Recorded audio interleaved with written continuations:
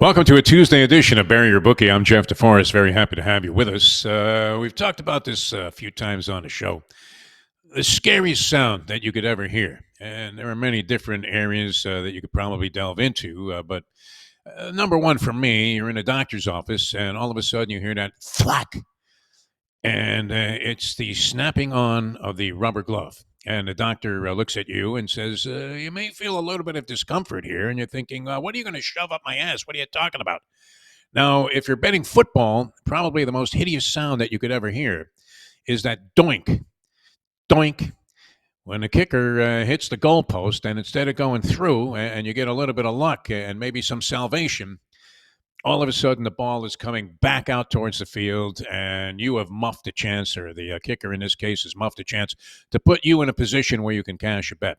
This was especially relevant in last night's Jets game against the Bills, and it was of vital importance to me because it's one thing to lose your money.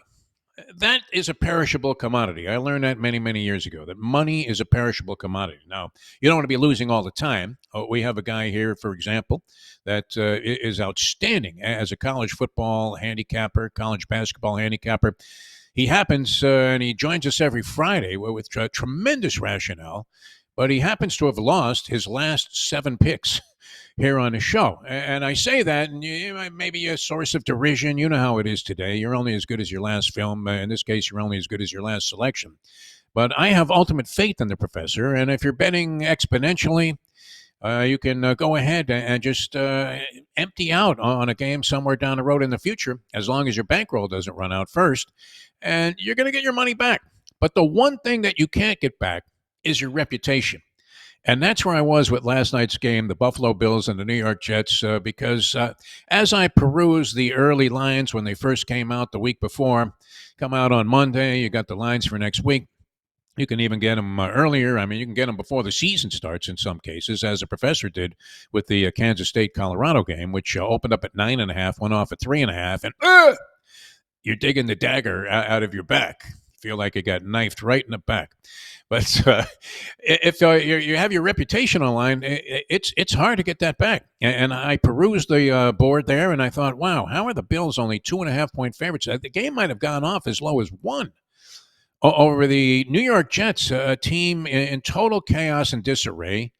We know that sometimes you get a jolt, an emotional jolt, if you're a team, and the records prove that out since 2010. I believe it was 16-11. The teams were against the point spread when they had infused an interim coach into the equation, and I wasn't sure that Jeff Ulbrich was going to be that much of a differential. It was a little addition by subtraction because in the process, Ulbrich also took the play calling duties away from his offensive coordinator, who came in with Aaron Rodgers.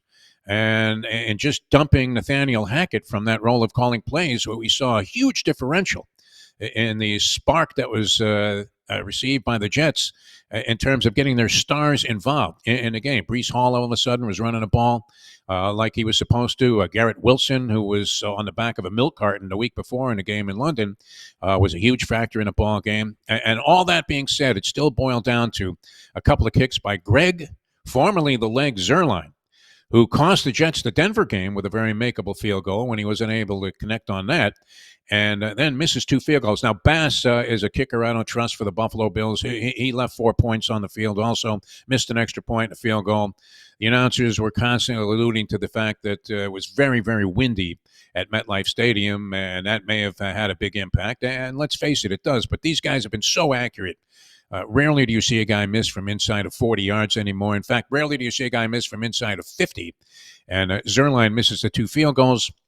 We get a miracle cover with a field goal late in the game by Bass, 23-20. It was too narrow of a victory to be especially thrilled about, and yet our reputation remains intact.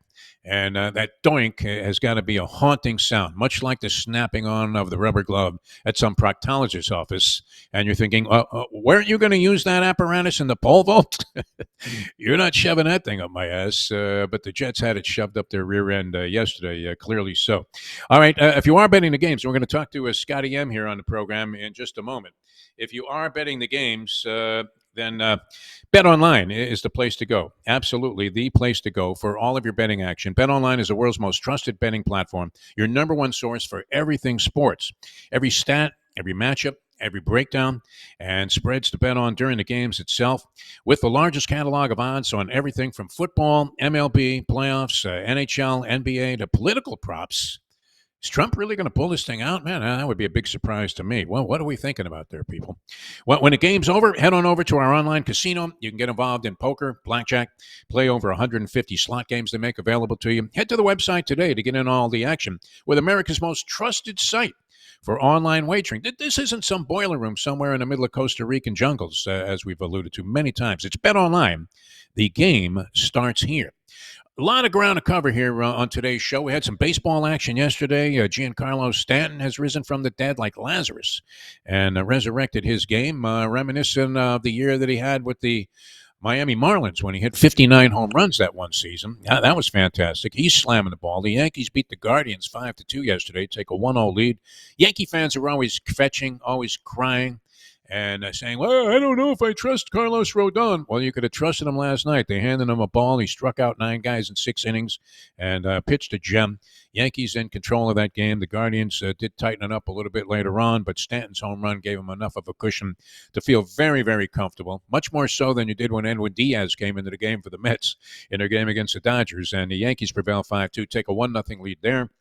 And, of course, the Mets, who looked to be dead, 33 straight scoreless innings posted by the Dodger pitching staff. And they managed to get a grand slam from Mark Vientos. Seemed insulted that they walked Lindor with guys on second and third. I don't know how insulted I would be. I would have done the same thing if I was Dave Roberts, but it backfired on him as Vientos hits a grand slam. That was enough of a cushion for the Mets to even survive Diaz coming into the game. He was on his game last night, and the Mets even up that series, kind of surprisingly so, as they win it 7-3. So baseball very much in play yesterday. All kinds of good stuff going on, but nothing is better than introducing to you one of our favorites here. He joins us every Tuesday. Scotty M with us here on Bury Your Bookie. Scotty, how are you, my friend? Looking good as always. What's going on, Defo? Back from Tuscaloosa. Was up there for the weekend. Had a great time. Went to a great game. It came down to the end. Had fun up there in Tuscaloosa with 103,000 of my best friends. And ready to rumble, man. Got a lot of stuff going on. I love this baseball that you were talking about because the Mets, I'll tell you, has been a very interesting team this year. I don't know when the last time they lost back-to-back games. It's been quite a bit for them. So they're playing really consistent ball. This could be an interesting series, but I think the Yankees are just heating up at the right time. They look like they're on cruise control to get to the World Series. I told you about my buddy Dylan, and he got offered a cash buyout here. I'd be tempted to press the button. This is a guy, he had $100 on a parlay of all championship considerations. Got UConn home. I think they were 5.5 to 1 when he bet them. He gets that home in the college basketball championship. Then he hits with the Boston Celtics, one of your favorite teams, winning the NBA championship. I believe that was like 3.5 to 1 when he caught that. He gets the Florida Panthers to win the Stanley Cup, 8.5 to 1. And so his $100 right now, if he took the cash buyout, his fourth element of the parlay is the Dodgers to win the World Series. And they're like 3.5 to 1. He's making a monster score if it happens, 90,000 on his $100 play.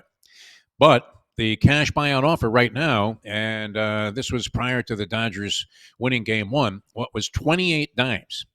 Now, if you had $100, says Scotty M, and you're a man of means, we can see this just from the illustrious background that you have here for the broadcast. But and it's not like you're living in a trailer and then you just rented a place here to look good.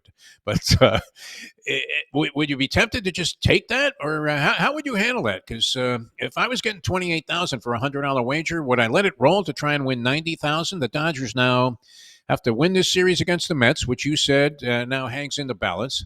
And then go on and beat either the Yankees or the Guardians in the World Series. If you sit chilly, it's 90 grand. And then I further found out that he has another ticket, $50, that in addition to the Dodgers, you add in the Ravens to win the Super Bowl. And you know what? The ticket pays $480,000 for 50 if he gets it. The buyout right now is 12,000. So for the 150 he put up, this is a guy of means. So he doesn't really need the money. But if you're the average guy, are you not cashing out? He's being offered 40 grand for these 2 tickets that he put up a total of 150 for, having completed 3 of 4 elements on one and 3 of 5 on the other. Well, what do you think, Scotty? What would you be inclined to do? Well, I'll tell you, to be honest with you, it's great to be three-quarters of the way to the finish line, but you still got that last quarter to go. And a lot of, from horse racing analogy, Yes. run out of gas in that last quarter of a mile and end up coming last. So me personally, I'm a guy that likes to make money. I look at it as a business. So I'm not here to gamble. If I can get sure money on a play like that, I would definitely get rid of one of the tickets, no doubt about it. Maybe ride one of the. I'd probably get rid of the ticket where I can get 28,000. Maybe I'd take a shot for the other one, but I would definitely take money off the table. Why not? I mean, think about it. What's your chances in your lifetime? Think about it. Not in a year, but in a lifetime, where you could take a $100 bill, and turn it into 28,000. If you got the shot to do it, do it. Don't even think twice. Yeah, I guess the fun is, and the entertaining part would be to let it ride, especially on this ticket, the 5 element parlay, $50 to win $480,000. Yeah. That I in and of itself is somewhat of a life changing score. You would have to say. You might want to let that one ride because it's not like you have to be on psychedelic drugs to see the Dodgers and the Ravens coming up with championships. But as you said, I've said this many times to my friends and family members. Listen, when I die, I want to be cremated, in spite of the fact that I'm a Jew, and that's not a good thing. It defies the religious tenets that Jewish people live by. But I'm not that much of an observant religious person. I don't really buy into it very much. And if so, my prayers would have been answered many years ago, and I wouldn't have to work anymore. But I want my ashes spread at the 16th pole at Gulfstream Park because that's where all my horses died. I'll be right there with them. So you know what it's like. You always have to sweat out the finish. I'm living vicariously through this guy. Fortunately, like I said, he doesn't really need the money, but I'd be hitting that send button on the 28,000 and the other 12 right now and think, hey, I only had to get three things home to get this done. 40,000 for 150. I'm with you, Scotty. I probably Yeah. take that every time. Why not? I mean, think about it. Listen. You could play every day the rest of your life. Basically taking shots at things. But if you've got a bet like that where you can have a sure, huge, huge profit. I mean, thousands to one on your money. Go for it. Just Yeah, take. largely dependent, as we said, on your bankroll and your situation. But the other thing, and I was talking about this with this Buffalo Jets game. I'm sure you feel the same way. And our good friend, a professor, he's lost his last 7 college picks on the show here. He's the only guy that's getting buried. You guys, Troy West and you and Mike Jones have all been helping us bury your bookie. But I have total confidence in this man. And you realize even if you've lost 7 in a row, if your bankroll holds up, you can go ahead and continue to empty out until you finally hit one, unless your bankroll runs out. So you have some confidence you might be able to recover your money over time, although I don't know that you always are going to be inclined to try and get it all back at once. But the thing you can't recover is your reputation. And from being in this business over 30 years, where do you go when you lose the game of your life? Which Well, was where I was sitting last night with the Buffalo Bills over the New York Jets. Well, first of all, in defense to the professor, he's not selling picks to the public like I am. No. So I take a lot of scrutiny when I lose because people are paying me money and they're always looking to get on, somebody they're paying money to. They're expecting the results. So in defense to the professor, he's giving away his picks on his knowledge, and he is very knowledgeable if you listen to him. Oh, yeah. A lot of things he says make sense. Unfortunately, he's not going out there like me. We can't get in the huddle and run these games, like a soap opera and get them done. But in defense to him, he's giving away free stuff. He's not charging anyone. No one has to play those games. If they want to play them, great, play them. In my case, where I'm selling a service, guys are paying me for my picks. They're expecting results. So I take a lot of scrutiny. If I lose one game, they're on me. Forget 7. If I Yeah. lose one, I'm hated already. With social media, it's not a particularly flattering position to be in when you start No, losing. Even if you lose one game, right. you're only as good as your last film, and so people Yeah. will start hammering you. And as I said, I mean, the one thing I remember this. Where did you grow up, Scotty M? Did you grow up in the Well, Northeast? yes, outside Boston. Oh, okay. Because in Brooklyn there was a thing, and you're a much younger man than I am. But back in the '50s, the one thing that you never did when you were insulting somebody, you never mentioned their mother. That was taboo. It was almost like talking about gambling on shows up until recent times, where now that's been such an explosion that that's all anybody is talking about. But yeah, I mean, if you said something, there was I used to cover boxing a lot at the Olympic Auditorium in LA, and I was always fascinated. The Mexican fans, when their guy wasn't doing anything, or he wasn't mixing it up, or wasn't engaging, they had this derisive whistle that would start to resonate all throughout the arena. And it went, I hope I can do it here on the show. So I was always fascinated by that. And I remember asking a guy, I said, well, what exactly, I mean, is that? What are they saying there with that? And it literally, the translation was some kind of explicit sexual act on your mother. Oh, But it was taboo. I mean, you would never, if you mentioned a guy's mother back in the day in Brooklyn, then six guys would jump you and beat you up and say, "Hey, don't ever talk about that guy's mother like that." right. It was just absolutely something that you didn't do, and so you never want to. You never want to get too disparaging about something, especially gambling. And yet, you know as well as anybody. I mean, you open up your email in the morning after you give out a couple of losing picks, and yeah, your mother's name might have been mentioned a few times, which is Oh, part of yeah. the ugly side of this business. So you got to have real thick skin to be in an industry like I'm in. To be honest, you got to let a lot of things just bounce off you. You know, I look at it like this: I'm trying my best. No guarantees that what I do is going to work out at the end of the day, but I'm giving at least my all. And I've been around the business long enough to know things to look for that I feel going to give me an edge on the games. But it doesn't mean I'm going to be right, all the time. But on the other hand, you just got to try to stay consistent and, and just try to do the right thing for your clients. And they appreciate it at the end of the day. If they see you there for them in the good times and the bad times, you can't just call the guy and gloat when you win. And then when you lose, you're not there for the customer. I'm always there for my guys, win, lose, or draw. So they kind of appreciate that. And I give them that one-on-one, kind of service. All right, let's try to make some money with Scotty M here, and we'll tell you how you can get in touch with him and get his stuff. 2-2 on the show last week, according to my calculations.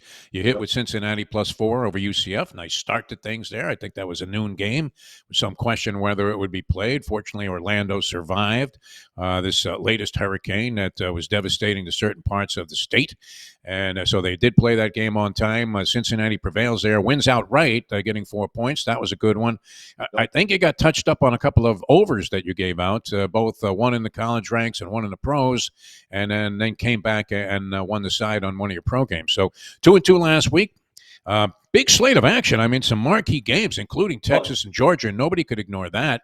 The University of Miami gets its first actual challenge, supposedly, this season as they take on Louisville, although they've been suspect in their last couple of outings against lesser caliber opponents. Louisville's lost two in a row.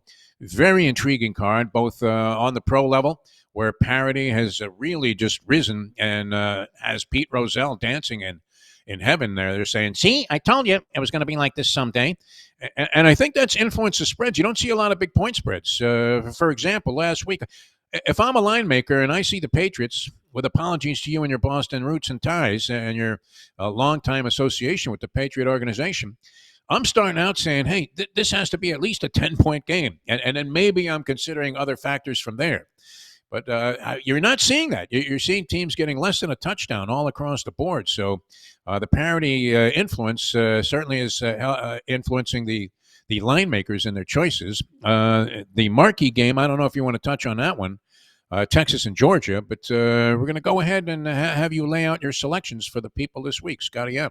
Well, you couldn't ask for a better weekend. I mean, tremendous matchups. The SEC is obviously dominating the board in college football this weekend with those two huge games. Alabama traveling to Tennessee. That's going to be a great matchup. That's an important game for both those teams because they have one loss each. So that's going to be an interesting matchup. And then the big one, like you mentioned, number 5, Georgia, playing against the number 1 team in the country right now, Texas Longhorns. I mean, that is going to be an unbelievable matchup. So the SEC is definitely dominating college football this weekend and some other good matchups. And like you said, in the NFL, finally, we get to see some really good matchups with some young, talented quarterbacks and team. So I'm going to dig right into it and tell you exactly what I'm liking. Okay.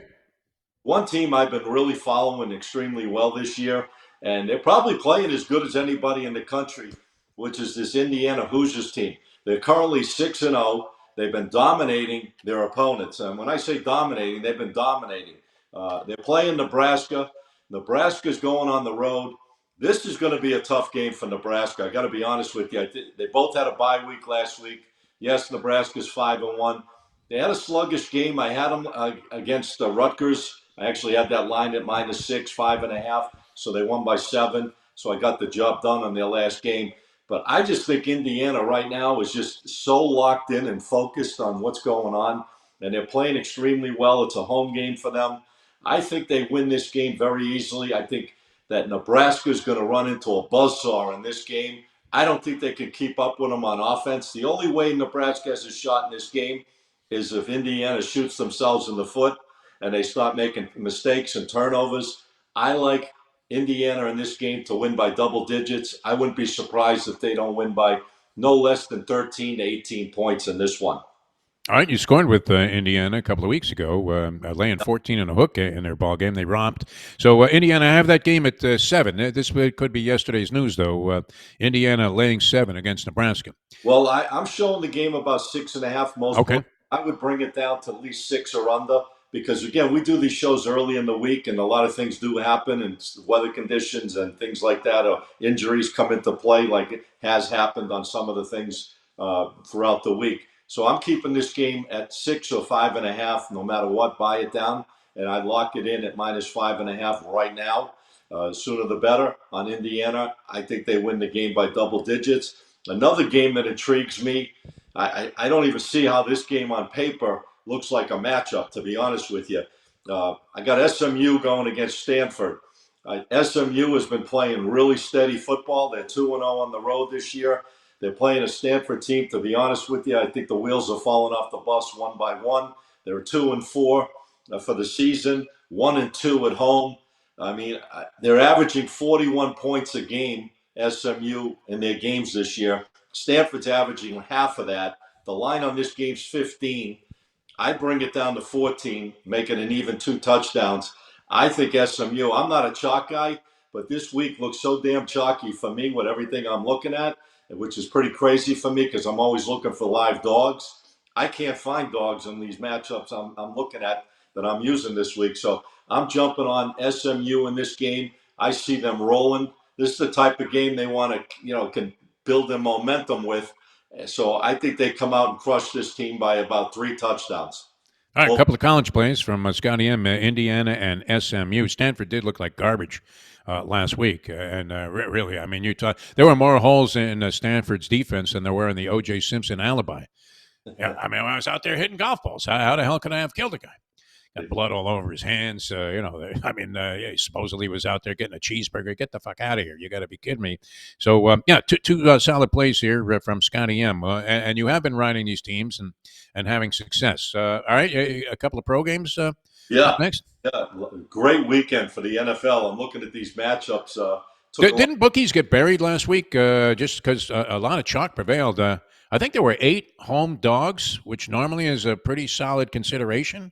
To take a few of those, take a shot with the ones that you think have the best chance, and they all lost, including the Jets last night. Yeah, I heard some stat like 9-0 or something. I forgot what direction 9-0 on Yeah, NFL favorite. I forgot what it was, but yeah, it was a crazy number last week with the NFL. It was like 9-0. I don't know if it was with dogs or it was with the I think that could have been home dogs. Yeah, I counted 8. Somebody else said there were 9.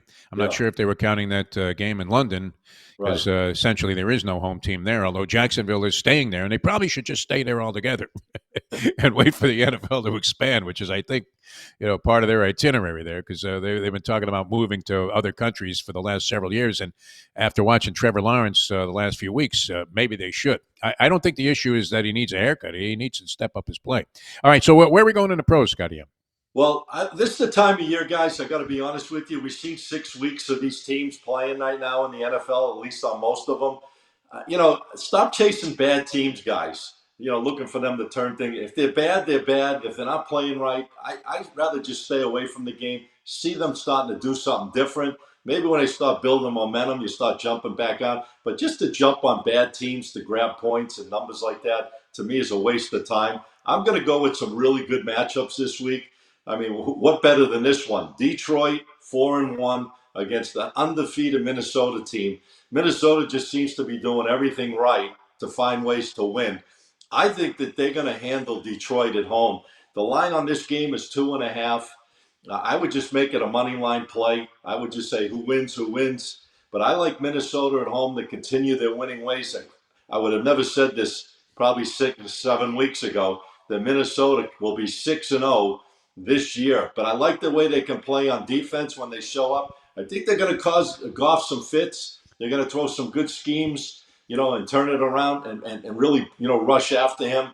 Maybe get him a little, confused a little bit to make some mistakes. Seems like Minnesota takes advantage of mistakes, and their offense is good enough to put points up. I like Minnesota to continue their winning ways. I play that game. It's right now currently 2.5. I play it on the money line. I like the Vikings at home to win this game. There's nothing more delightful. I have to applaud the Lions. Nothing more delightful for me than watching Jerry Jones in agony up there in the booth, getting annihilated with his Cowboys, especially at home, which is an oddity because remember early in the year, everybody was exploding over the idea that, wow, they won 16 straight home games. But since then, they've dropped 3 in a row, a couple of which were in blowout type of fashion. So that was especially delightful for me. I love seeing Jerry Jones look like Chuck Wepner coming off the stool there in the 15th round against Ali, the Bayonne bleeder, and just literally bleeding from every pore, and then having to pour out those excuses as everybody gravitates towards Jerry after the game to hear what wisdom he's about to impart. But I take a special, apologize to you Cowboy fans, but you know what? Go fuck yourselves. We love seeing you guys get buried. All right, so you have Minnesota staying undefeated, laying 2 and a hook to Detroit. I think that game was at 2 points the other day and might be up to 2.5 right now. So you're willing to go ahead and make that outlay and figure they're going to triumph over the Lions. What's your final game for us this week? I got another interesting game.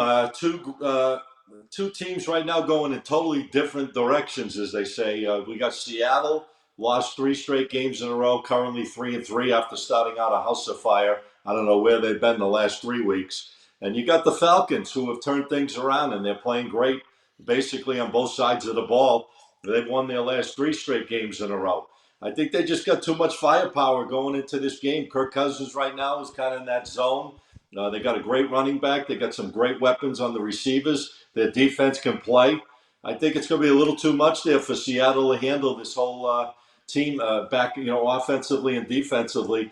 Seattle just looks a little strange right now. They're letting up a lot of points on the defense. Yeah, they can put points on the offense, but when you're down a lot, then you start throwing it.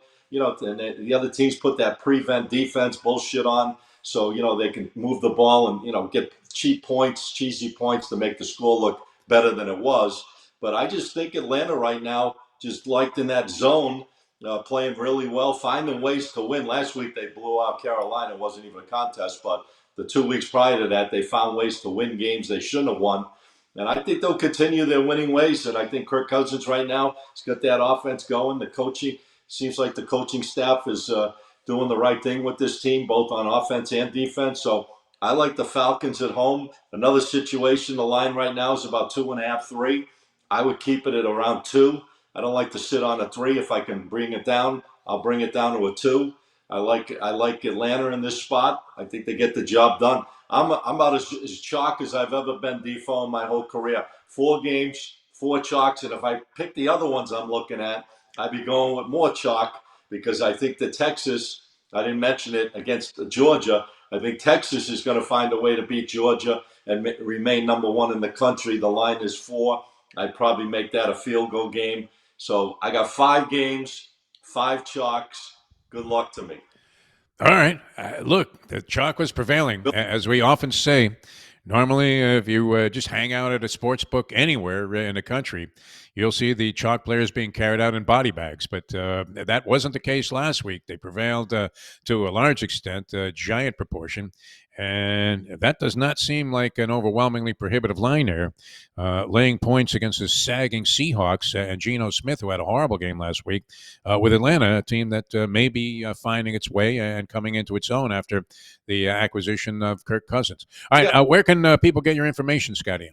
Yeah, perfect. Listen, I'm out there all over the place, guys, on TikTok. That's the best way to get a hold of me. We put out free stuff all the time. We have special offers going, real low pricing. If you guys want to test the waters with us, we like guys to test the waters, see, check it all out. If they feel comfortable with us, they can always reach out to me. But my official TikTok page is SM Picks, Picks.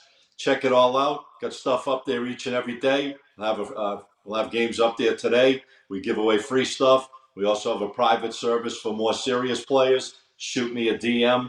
I'll be glad to speak to you, try to fit you in, and see what I can do to build that bankroll for you.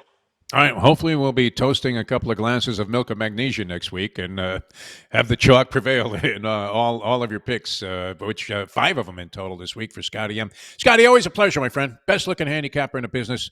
Thanks so much for being with us. I appreciate it, Defo. Have a great day. Okay, very good. Scotty M, ladies and gentlemen. We shall see. That's often, as they say, a very slippery slope. But that's the way it went last week. And it looks like, at least according to Scotty M's calculations, it's going to be more of the same in the games that he selected this week. All right, we're up against it, as they say. Up against Father Time. So we'll see you guys tomorrow. Troy West has been amazing with his service. And he keeps sending me stuff, documented picks during the week where he's laying out the bookies to the tune of 8-1, 9-0, and some of the things that he's suggesting. He'll be with us tomorrow, so we'll have the red hot Troy West with us on tomorrow's show. We will see you then. Thanks, everybody. Thanks to the people at No Filter for carrying the program. Bury Your Bookie for Greenlight Ventures and Bet Online. I'm Jeff DeForrest. We'll see you next time on Bury Your Bookie.